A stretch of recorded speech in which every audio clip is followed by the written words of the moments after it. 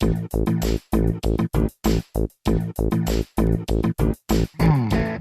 and welcome to Minter Dialogue, episode number 389. Today is Sunday, the 20th of September, 2020.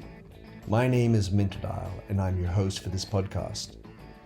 This week's interview is a repeat offender.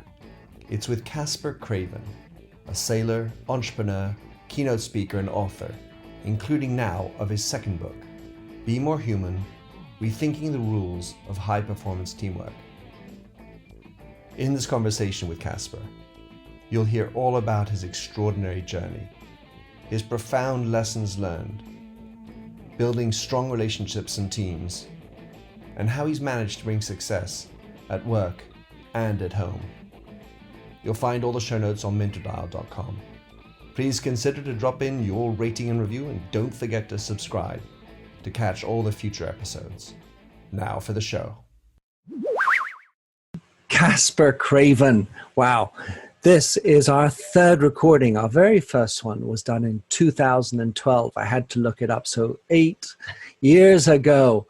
And in the meantime, you've done a few things around the world in 80 days, perhaps, and written a couple of books, the last of which is Be More Human, which I devoured over my holidays. Caspar, in your own words, who are you?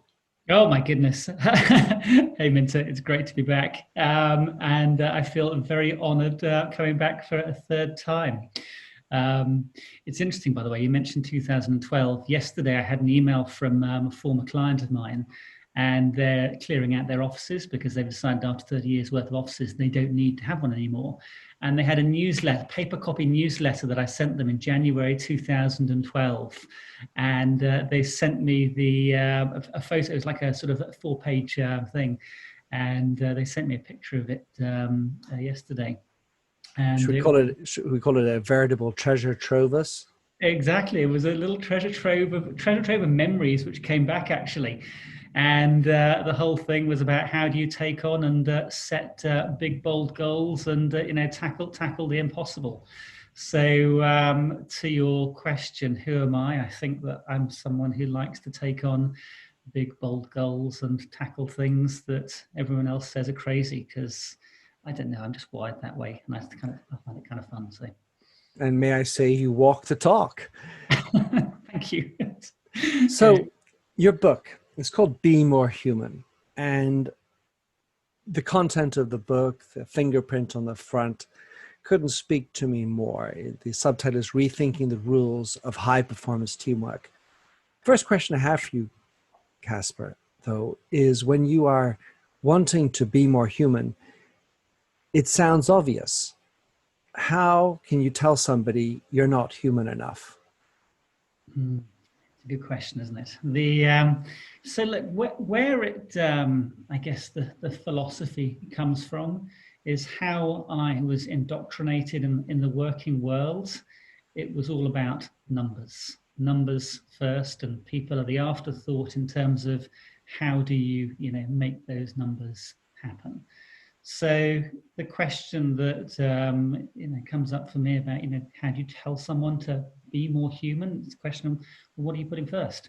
Is it the people around you who are actually going to make the things happen, or are you driven by a digit on a screen or a piece of paper?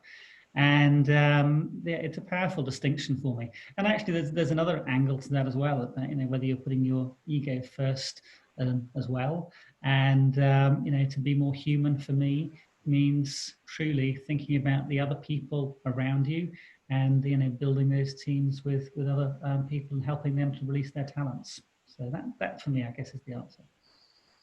Yet, ego is immensely human. I mean, if we don't have an ego, who am I? Absolutely. It's so. I think the point is not to say not to have an ego; it's to understand it. And ego and its counterpoint of, in my mind, of humility, it needs to be used in the appropriate measure. So, I have a reasonable size ego. I like to go and take on big, bold goals. And that's great. And I can harness that power of that to give me the drive and energy. But then the humility part is knowing when to pause that and listen to the other people around me. So, there's that classic thing, which is there's no I in team, which I absolutely fundamentally dispute, because every team starts with a deep understanding of I, and who are you, what's driving you, and understanding that balance of ego versus humility is fundamentally human. So so we're both parts of it. So. We are, and it is balancing that, because if we didn't have egos, we wouldn't have Shackletons. We wouldn't have people who have the courage to go out and do big, brave things. And so it's almost like you're vowed for failure at some level, because you have to have a big ego in order to have the bravado, the courage to dump off the edge, to do things that no one's ever done before. Absolutely. And so that, I think, is the thing that gets you to leap off the edge, to set sail across the ocean. But you won't get to the other side of the ocean if the ego runs the show the whole way, because you need the team around you. And the South African proverb, which I often quote, is, if you want to go fast, you go alone. If you want to go far, you go together.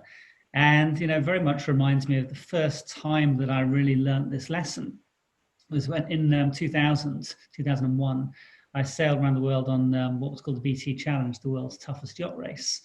And my skipper then, her philosophy very much matched the business philosophy of the day, which was, a fast team is a happy team. If we get the numbers right, then everybody will be happy and we'll go even faster. And we won the leg going from Southampton to Boston. We were first in there. And it's like, this strategy is really working. Then we sailed down the coast of South America. We were first round Cape Horn. And it's like, more validation this is working. By the time we get to New Zealand, we're not working that well as a team. We actually end up crashing our boats. And you realize that whole thing is just not sustainable. And so therefore, it's that balance with the, embracing the team and having the humility to listen to everybody else around you in order to make that winning team. So it works for a short period, but not for a long period. One thing that struck me when you recount that story in the book, or at least surprised me, was that your skipper was a woman. Not that skippers couldn't be a woman, but it was that type of a skipper that was a woman. Yes. Because in balance, I would ascribe that mentality to be more masculine. Yeah, no, it's interesting. I have to say, she is, probably the most talented sailor I have ever sailed with. She is just truly remarkable. But I think it's interesting, having spoken to my wife about this, about the types of role models that women are encouraged to take, or certainly have been historically. And I think there's my wife typifies it. There's the type of woman who sort of has the balls and has all the man characteristics, which I think typifies the type of skipper that I had. Or there's the woman who's a doormat, and I see this sort of typifying with like the cartoons and the stories that my kids hear. I'm sorry. So yeah, I think there's something just sort of very damaging about that. So I think this whole narrative that's coming through at the moment around equality is so important. And a father to two young daughters, I think I'm super keen to see that come through even more. So. Well, in your book, a lot of what you write about, Caspar, suggests that you were fraught with weaknesses, or at least errors. I would like to ask you, Caspar, what the role of forgiveness plays in your narrative. Oh, that's a good question. That's not something that I generally consider, which I guess is why you've sought that out. I don't really know how to answer that question. I think, for me, it's just a continuous learning journey. So I don't really know how forgiveness sits with that. And I guess, whether that's forgiveness of yourself or your forgiveness of others. If it's forgiveness of myself, I'm not sure I really feel the need to do that, because every situation gives me something. It's another brick, it's another building block that I can move forwards. So I'm not sure what there is to forgive within that. I think that, you'll see in the book, I talk about the concept of gifts, not arrows, and everything is a gift in some format. So yeah, I'm not really sure where the philosophy of forgiveness fits into my world. It's not something that comes up, is probably the short answer. Well, for sure. And funnily enough, in the word itself is the notion of giving. Yes. The gift.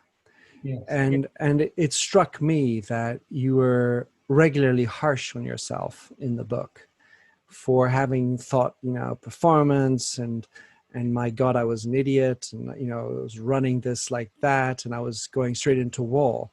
And I just felt that there's this undercurrent of this work that you're cycling through to allow yourself to come out through the other side. I personally am not someone who's good on forgiveness. I have identified that as one of my weaknesses. Mm-hmm. And it somehow feels a relevant counterbalance to accepting that you've screwed up. Yes, yes. Again, I don't really know how to think about that. I think that's something I'll take away and reflect upon, to be honest.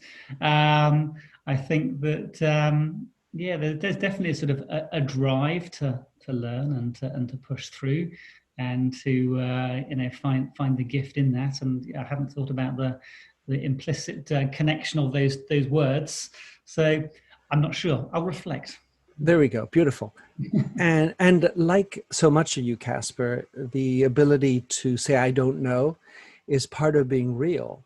Mm. There's nothing worse than the guy or let's say the woman, the person who says, I know everything and I have an answer to everything. And what I enjoy, particularly in a dialogue, is the opportunity to go up to that wall, find it.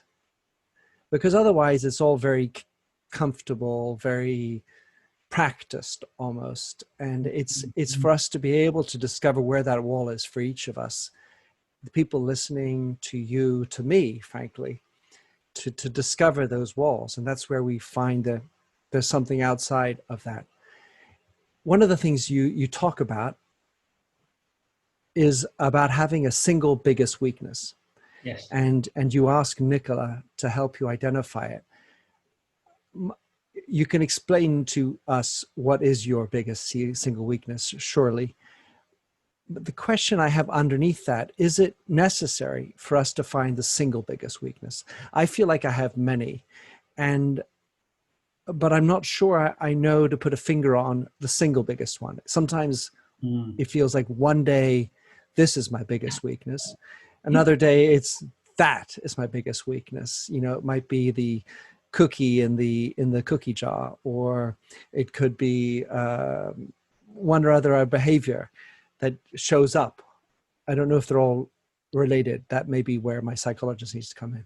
Yeah, well, the first thing to say is you're not alone. I identify absolutely with what you just said about, it varies. So just backing up, so you asked a question about the concept of this. So for me, the concept is, whatever it is you're trying to move towards, there will be recurring patterns that keep tripping you up. And so the language that I use around that is the single biggest weakness. And of course, there are consistently a number of things that trip us up and stop us moving forward to where we want to go. We keep going around these patterns time and time again. So one of the ones I talk about in the book is the one of blame, and it's always someone else's fault. And I suspect some other people may be able to identify with that. So the concept then of how do you deal with that is to pull that out.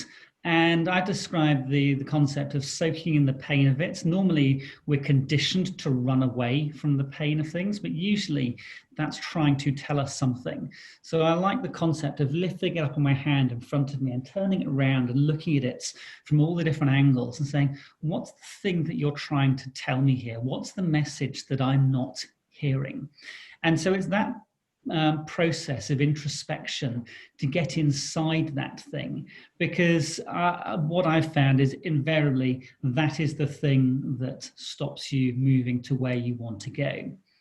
As to what's the single biggest one, I think we can only tackle one big thing at a time. So therefore, it's a question of saying, what's the one that's really holding me up? And that may change from day to day, but as a practical process, then I'll say, okay, I'm just going to fixate on one of those things. And you'll see in the book that for me, that first one I focused on was the word blame.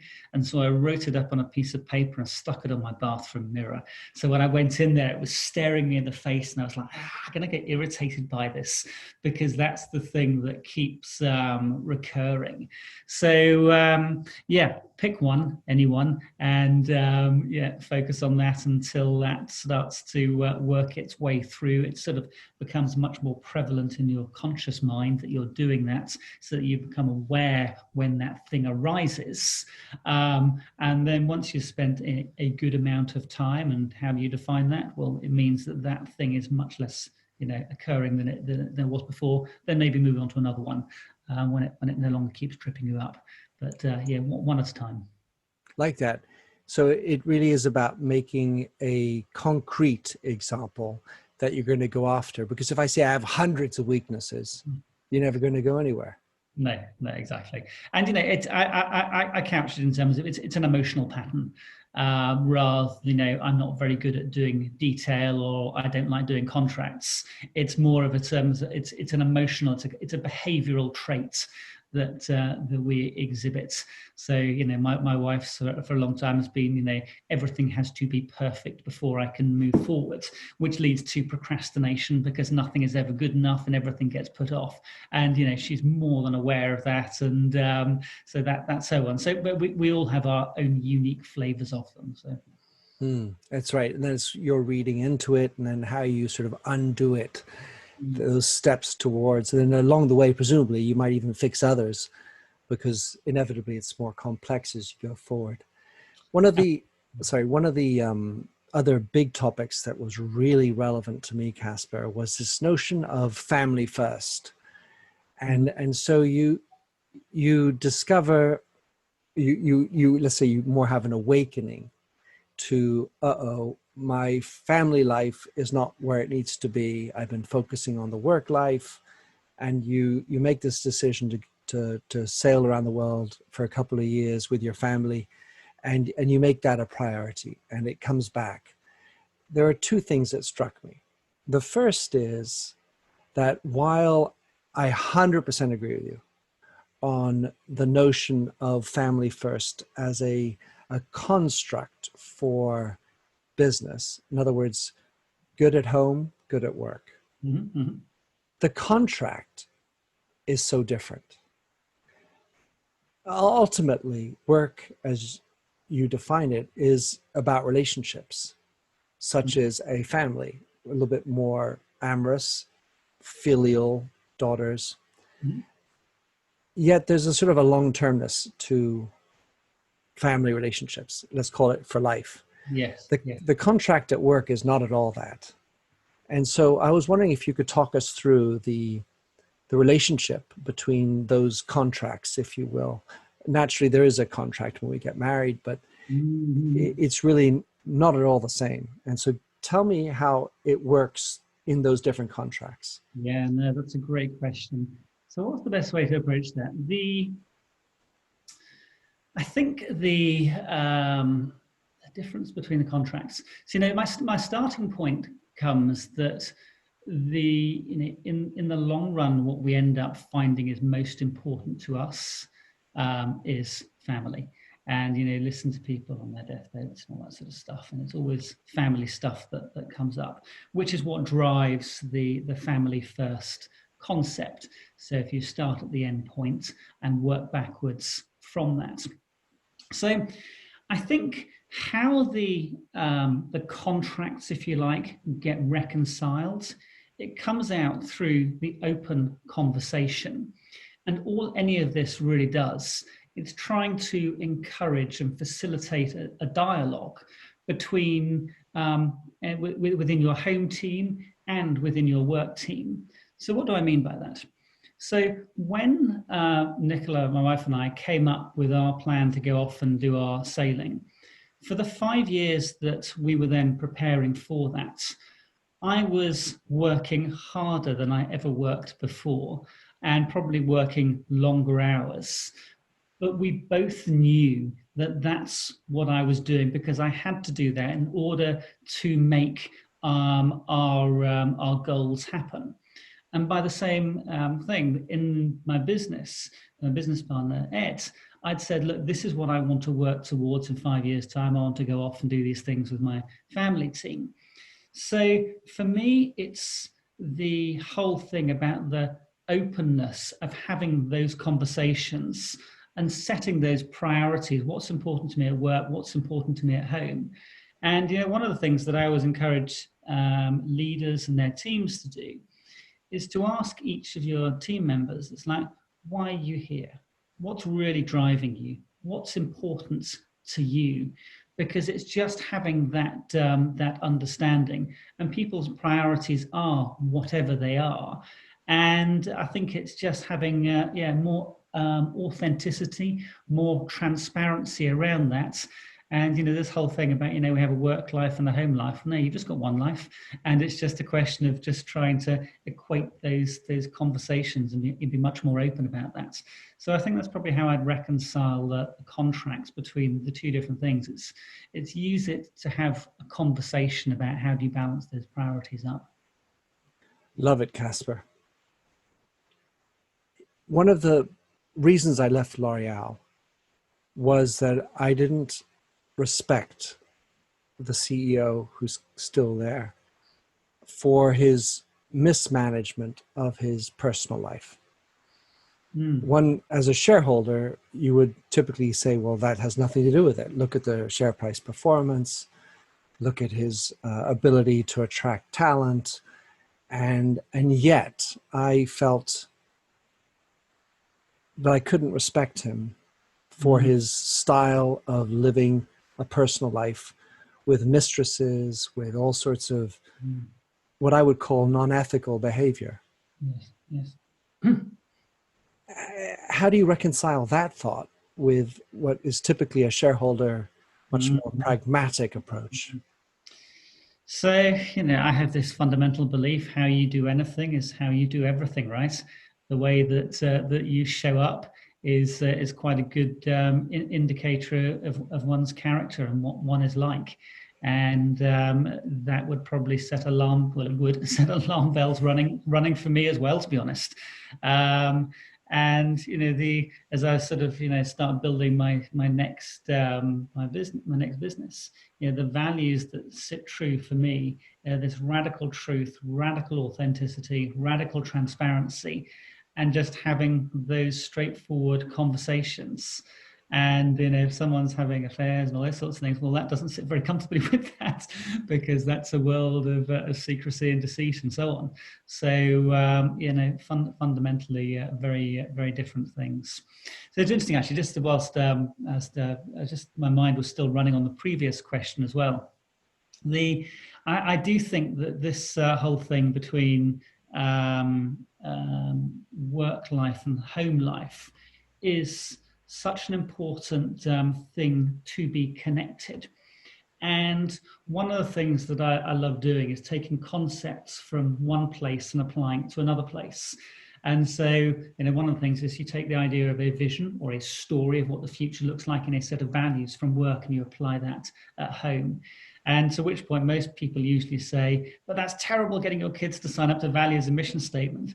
And my answer to that is, once you take that corporate stuff and you run it through the filter of the real world, and your family, your partner, your kids are the filter on the real world. And if you take home a whole bunch of corporate BS, and they'll tell you very quickly and very easily what's wrong with it. And then once you start to normalize that language and what's actually happening, and it gives, oh, so that's what that really means. Then you can take that learning and approach back into the workplace as well.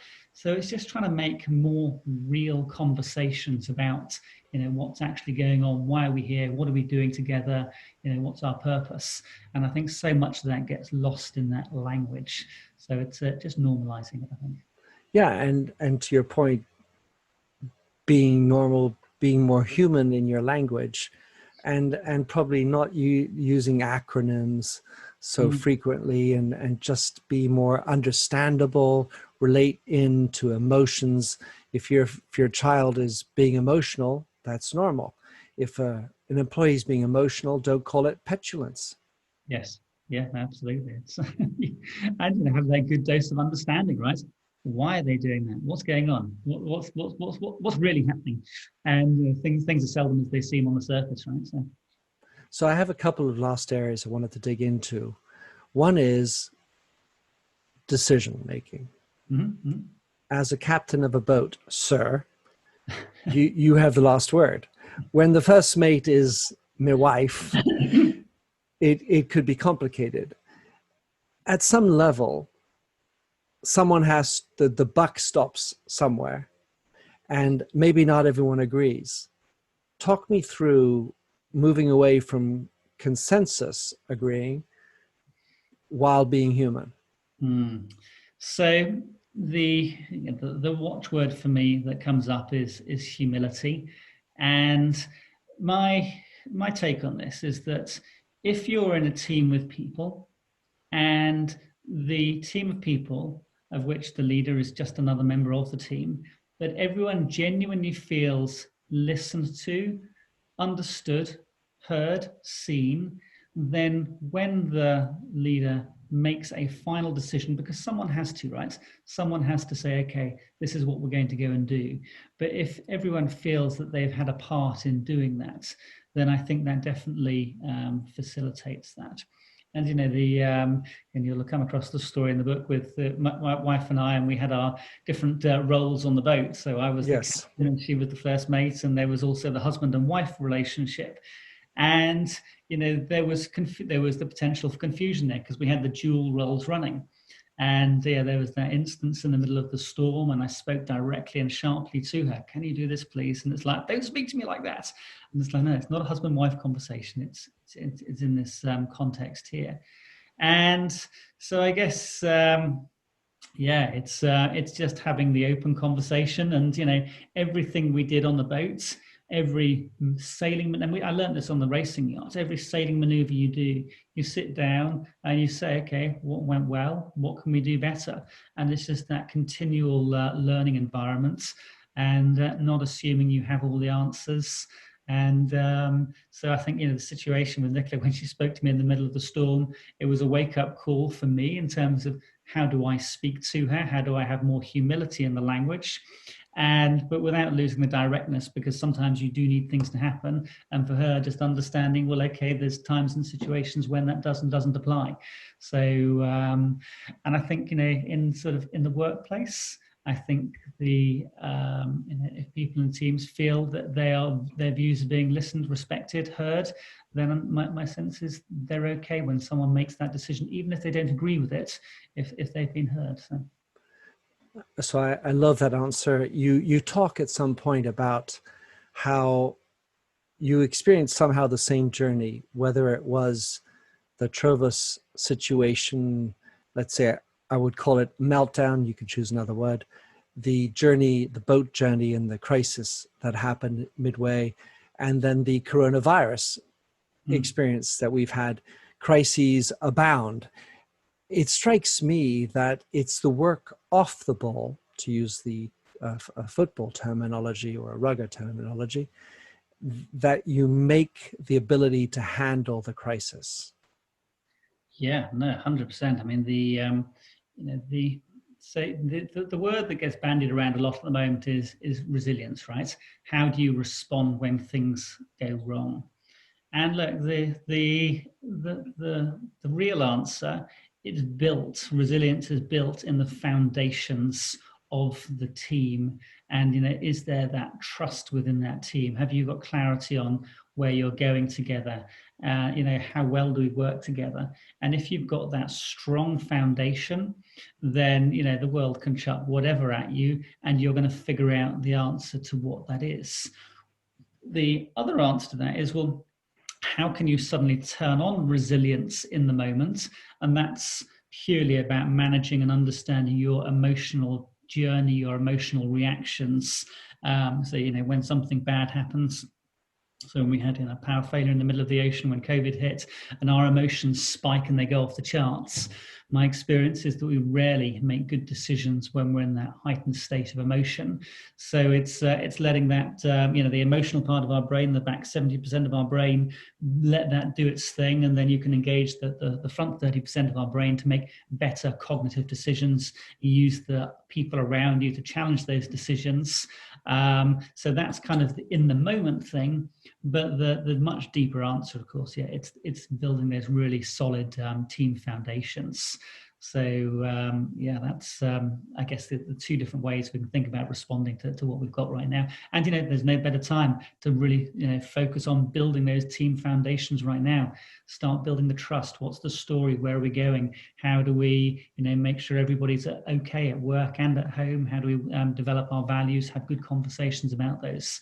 So now is always a good time to start doing more of those things. Last question for you, Caspar. So I wrote a book on empathy, and it has come across my desktop a few messages. Well, Minter, that wasn't very empathic of you. For writing a book about being more human, how often do you feel like you have to live up to that? Is it something that's more natural? Do you feel you get called out on that with, Nicola occasionally saying, well, Caspar? Or talk us through your relationship with this paradigm that you set up. Yeah, no, I definitely sort of made a rod for my back there, haven't I? So it's, I think Nicola has used that against me several times. It's like, sort of, you're not living your thing. I can't remember specifically what it was. My mind seems to have conveniently filtered that out now.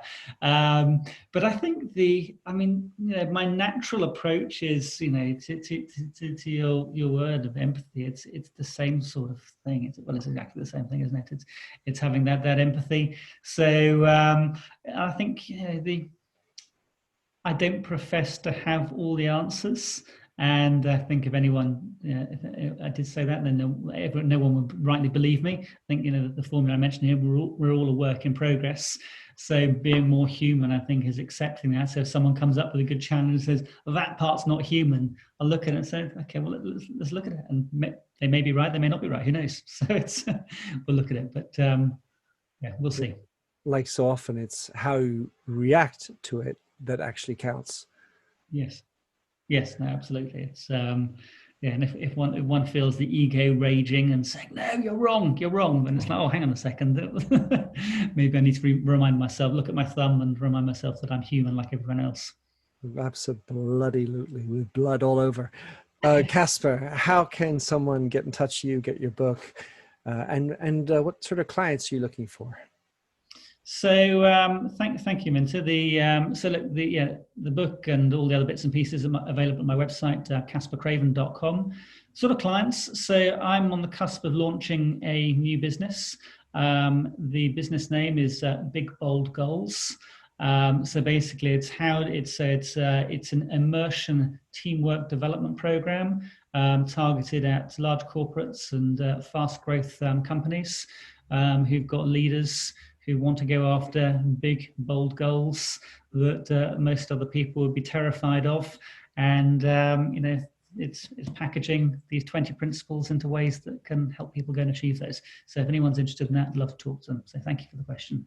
Caspar, thank you for coming on the show. Always a pleasure to follow you and read your stories. The candor with which you recount them, the storytelling is marvelous. The lessons seem to be endless. So thanks again, Caspar. Minter, it's been a pleasure. Thank you very much. Thanks for having listened to this recording of the Minter Dialogue Show. You'll find the show notes and other blog posts on minterdial.com. If you enjoyed the show, please head over to iTunes to give a rating and review. And to finish, here's a song I wrote with Stephanie Singer, A Convinced Man.